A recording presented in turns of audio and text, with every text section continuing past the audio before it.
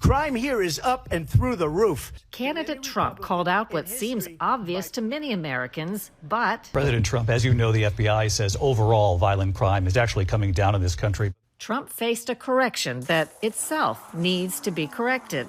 Has there been a big shift in what we count as crimes and how the FBI collects its statistics? There has been a big change. Stop the car! This week, we investigate to sort out what's the true trend in violent crime. How much radioactivity has already escaped from the plant?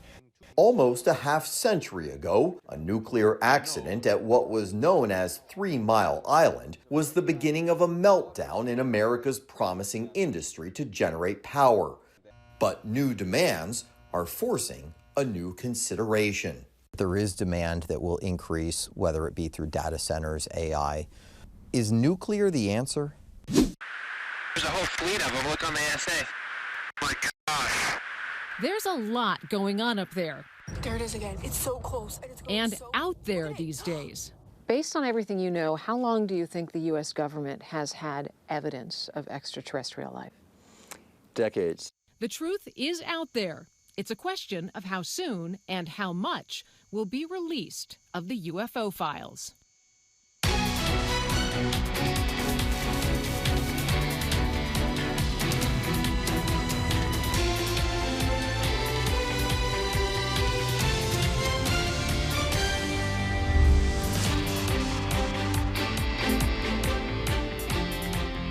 Welcome to Full Measure. I'm Sharyl Attkisson. After suffering alarming spikes in violent crime, some cities are now reporting better news. For example, in 2023, Washington, D.C. saw a 39% increase in crime and the most murders in 25 years. Now the capital city is reporting a 35% decrease in violent crime for 2024. The past 4 years have been filled with debate over the national trends. Some say the government has been manipulating numbers. Today, we dig into the anatomy of how the reporting of crime stats has changed and whether we're getting the full truth. Get out of the car! Stop! Stop! It's not hard to find signs that crime has surged in some American cities. Get out of the car now! Hands up! Hands up!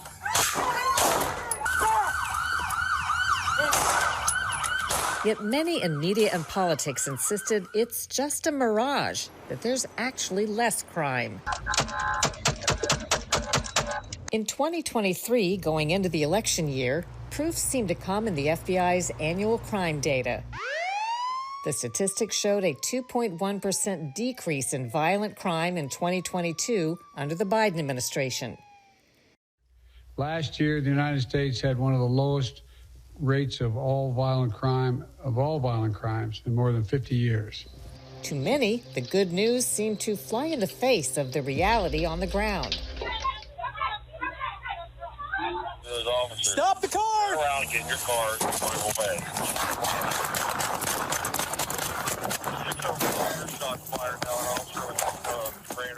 But when Donald Trump raised the issue in his debate against Kamala Harris, a moderator unskeptically declared the FBI stats to be the final word. Crime here is up and through the roof. Despite their fraudulent statements that they made, crime in this country is through the roof. And we have a new form of crime. It's called migrant crime. And it's happening at levels that nobody thought possible. President Trump, as you know, the FBI says overall violent crime is actually coming down in this country. But Vice President Harris, the FBI they were defrauding statements. They didn't include the worst cities. They didn't include the cities with the worst crime. It was a fraud. Just like Trump may have known something the debate moderator didn't. Has there been a big shift in what we count as crimes and how the FBI collects its statistics? There has been a big change. John Lott is a crime data analyst and was a senior advisor for research and statistics in the Justice Department, which is over the FBI. He says the FBI crime stats shouldn't be taken alone at face value. Starting in 2021, they had a new system for reporting this data to the FBI from police departments around the country. In 2020, 97% of police departments reported data. In 2022, 31% of police departments didn't report any crime data to the FBI. Another 24% only partially reported data. So you had less than half of police departments in 2022 and 2021 reporting complete crime data to the FBI. That's a huge sea change. Where there are gaps in data, Lott says the FBI does attempt to fill in the blanks. They try to guess. The question is how good of a job they do in guessing. I don't think they do a very good job in terms of guessing. He points to two distinct databases that he says should reflect similar trends, but have produced impossibly opposite results: the FBI statistics and the National Crime Victimization Survey, which tries to capture additional crimes that people don't officially report. And the reason why we have this National Crime Victimization data is we know most crimes aren't reported to police. About 40% of violent crimes are reported to police. About 30% of property crimes are reported to police. Before 2020, those numbers tended to go up and down together, the reported and the National Crime Victimization data. Since 2020, they've been going in completely opposite directions. So, for example, in 2022, while the FBI showed a 2% drop in violent crime, reported violent crime, the National Crime Victimization data showed a 42% increase in violent crime. That's the largest yearly increase we've ever seen in that measure, and that's going back 50 years. Other factors that could make the crime rate seem lower than it is: short-staffed police departments with fewer officers to make arrests, and prosecutors not prosecuting some crimes. What's happened is unreported crime has increased, okay, because people say, I'm only going to report these crimes if I think the guy's going to get arrested.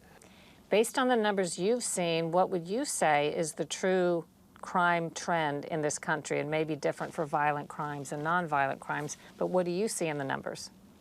Well, I think it's gone up tremendously, violent crime during the Biden administration. I think it's gone up by about 43% since he's been president. And I think there are two reasons why the media wants to go and kind of claim that it's going down. One is just, unfortunately, I think probably just to help the Democrats on this. But I think the other thing, and a number of Democrats have made this explicit, is they say, look, we've had many millions of illegals coming into the country, and violent crime is falling. And so they say it can't be illegals causing more crime because crime is dropping over this period of time. Which brings us to another statistical trick. A flood of studies imply illegal immigrants are more law-abiding than U.S. citizens. Our study found that immigrants are less likely to break the law than people born in the U.S. But the studies often group legal immigrants in with illegal immigrants. Now, what I've found, I did some work for the county prosecutors in Arizona a few years ago, is on their state prison system, is that you have big differences between legal and illegal immigrants. Legal immigrants seem to commit crimes at very low rates. Their share of the prison population was well below their share of the state population. Illegal immigrants, though, had a very high rate of crime, particularly very violent crime, everything from kidnappings to murders, compared to the general population that are there. Usually what happens in discussions is they mix the two together, and so then they'll get a rate that could be roughly similar or maybe even slightly below what it is for native-born Americans. And I think that's very misleading to lump those two groups together. In fact, illegal immigrants have made up a disproportionately high number of prison inmates in America, indicating they commit far more serious crimes. A decade ago, when illegal immigrants made up about 1 in 30 of the U.S. population, they accounted for a shocking 1 in 4 or 5 U.S. prison inmates, according to GAO. That included 4.9 million arrests for 7.5 million offenses, including allegations of more than 1 million drug crimes, 500,000 assaults, 133,800 sex offenses, 24,200 kidnappings, 33,300 homicide-related offenses, and 1,500 terrorism-related crimes. Nobody has tracked or updated the numbers since. Meantime, stark evidence of Lott's claims about crime going up, not down, under the Biden administration seemed to emerge after that presidential debate. President Trump, as you know, the FBI says overall violent crime is actually coming down in this country. Lott discovered the FBI quietly revised its 2022 figures from a 2.1% drop in violent crime to a 4.5% increase, making a total rise of 6.6%. That includes 80,000 violent crimes that had gone uncounted, 33,000 additional robberies, 37,000 extra aggravated assaults, 7,000 more rapes, and 1,700 added murders. Have crime statistics always been politicized and maybe somewhat manipulated? I think it's gotten a lot worse in the last few years. Maybe over the last decade or so, it's gotten a lot worse. I mean, there's numbers that come out of the Department of Justice now that I just don't believe at all. We asked the FBI what accounted for the correction in their violent crime stats for 2022. Did they undercount violent crime? And why FBI trends are opposite the National Crime Victimization Survey. They didn't answer those questions, but said there will be increasing transparency, and big cities like New York and LA resumed reporting their crime statistics to the FBI in 2023, when the FBI claims again that violent crime went down. When we come back, the U.S. going nuclear.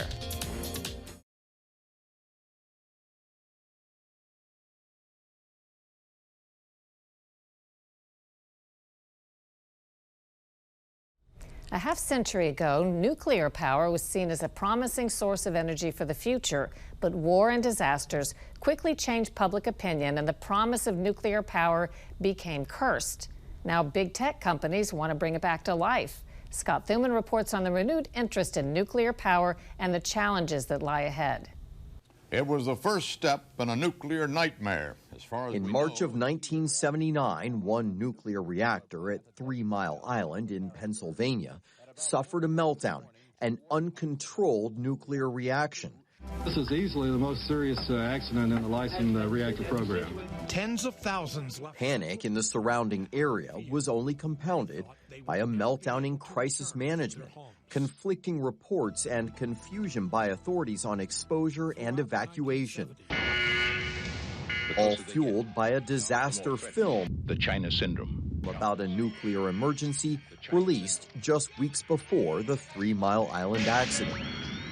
And nuclear power that grew out of the oil price shock of the early 70s, producing almost 10% of America's electricity, took a hit. Until now. There's a new plan to power up a reactor at the site of this country's worst commercial nuclear disaster. New demand, changes in safety technology, and a search for clean energy alternatives are putting 3 Mile Island and nuclear power back on the map. In a bold move, Microsoft signed a 20-year deal to bring 3 Mile Island's infamous facility back online, which has been dormant since 2019 because other energy sources were more cost-effective. The tech giant will purchase 100% of the energy generated by the plant's remaining nuclear reactor, marking the first time a nuclear reactor in the U.S. has been restarted after closing. There is an almost exponential increase in demand for electricity and a new burden on the grid: artificial intelligence. Companies like Amazon and Google are looking for fossil fuel-free ways to power energy-hungry data centers, which are forecast to consume 9% of the nation's power supply by 2030. That is double the demand of today. Nuclear power is going to be something we have to do to get to clean electricity. Edward Key served in the U.S. Navy, led the building of the nuclear reactors powering the USS Carl Vinson aircraft carrier, and sees nuclear energy as a solution to much of the country's energy issues. With the understanding that there is demand that will increase, whether it be through data centers, AI, is nuclear the answer? So when you're adding multiple data centers, you're straining what's an already strained system in a lot of parts of the country. You're going to have to add new capacity for generation. You're going to have to add new transmission lines. and other things to meet that demand. How dire is the situation? Well, you probably saw the Texas events when they had the big freeze a few years ago. It was very tight. Blackouts happened. We were close to that this last summer in the heat and the summer peaks. We haven't built a lot of big power plants for a while, and as demand grows, that gets tighter and tighter. The most recent nuclear facility to go online is located in Georgia at the Vogtle plant, where taxpayers picked up a big chunk of the tab. Utility operator Georgia Power borrowed $12 billion from the Department of Energy, or DOE, to add 2 additional reactors to its fleet, making Vogtle the largest nuclear power plant in the U.S. In Pennsylvania, Constellation Energy will borrow an estimated $1.5 billion from the DOE to resurrect 3 Mile Island for Microsoft. Although the U.S. is the largest producer of nuclear power in the world, other countries are faster at bringing plants to life, in particular China and Russia. They're now leading in the construction of new nuclear facilities, and some of those plants are outside their borders and allowing the American adversaries economic footholds with other countries. What does this mean for national defense? If you want to build a nuclear power plant today, the Chinese are ones with the most experience and the most certainty about timing and cost. The Russians are building in their country. They're building in a lot of other countries by using a government-to-government lending approach. I mean, the Russians are very explicit about saying, we'll loan you money to build this nuclear plant. By the way, we'll also do an arms deal, we'll do an oil deal, we'll do this other deal. But with Donald Trump's return to the presidency, the deal-maker-in-chief may try to shift the international balance of power in the global energy market and reassert U.S. influence. For Full Measure, I'm Scott Thuman in Washington, D.C. Coming up on Full Measure, the truth is out there.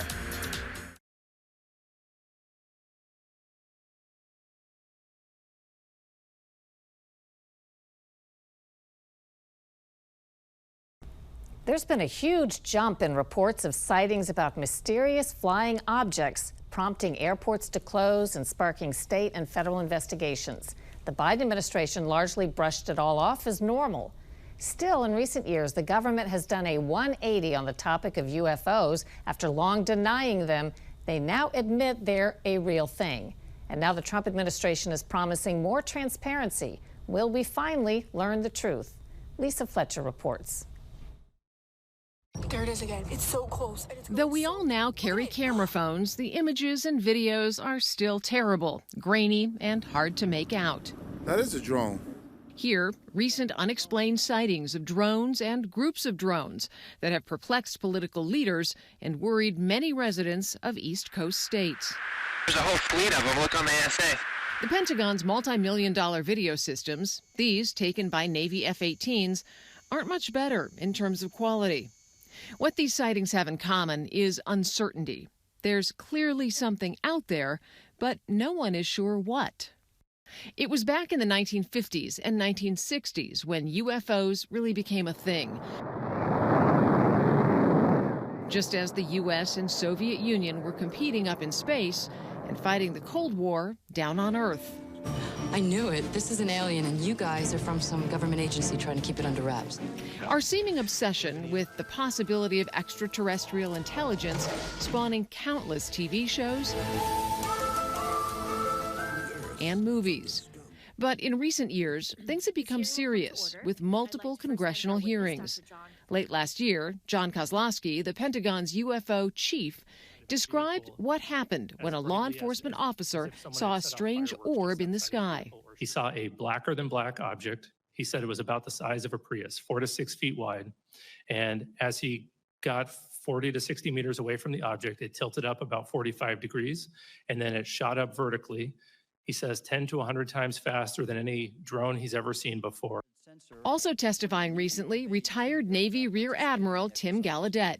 The now declassified video showed an unidentified object exhibiting flight and structural characteristics unlike anything in our arsenal. What he's describing are a series of encounters between Navy jets and unidentified objects captured on camera in 2015 off the U.S. East Coast, but only declassified in 2020. And this was a small orb-like object that was traveling at a relatively high rate of speed, but what was unique about it, it didn't have any control surfaces, there was no exhaust, and there was a formation of them. Did we try to intercept any of these? No, it's not really a good idea to try to shoot down something if you don't know what it is, but they were observed and reported. But it's what happened next that inspired the retired admiral to wonder what the government really knows about UAPs. The interesting thing about that experience for me is the next day that I received that email and all the 20 or so subordinate commanders, the email was deleted from my computer. And I knew, because of the fact that I've been read into special access programs, I pretty much concluded, okay, these UAP are being classified into a special access program. What the public has started to learn in recent years has come through investigative reporting and whistleblowers like David Grush, a former intelligence officer. I was informed in the course of my official duties of a multi-decade UAP crash retrieval and reverse engineering program. Do you believe David Grush's allegations? 100%. He's the person basically that broke this story that we've had a long-standing UAP crash retrieval program, that we have knowledge, even some of the biological remains of non-human intelligences that operate these objects. Based on everything you know, how long do you think the U.S. government has had evidence of extraterrestrial life? Decades. In the summer of 2023, the Department of Defense contradicted Grush's claims, saying it hadn't discovered any information regarding the possession or reverse engineering of extraterrestrial materials. But that answer, a standard government denial used for decades, now seems increasingly at odds with evidence and multiple credible witnesses. For Full Measure, I'm Lisa Fletcher in Washington. After a break, what's ahead next week on Full Measure?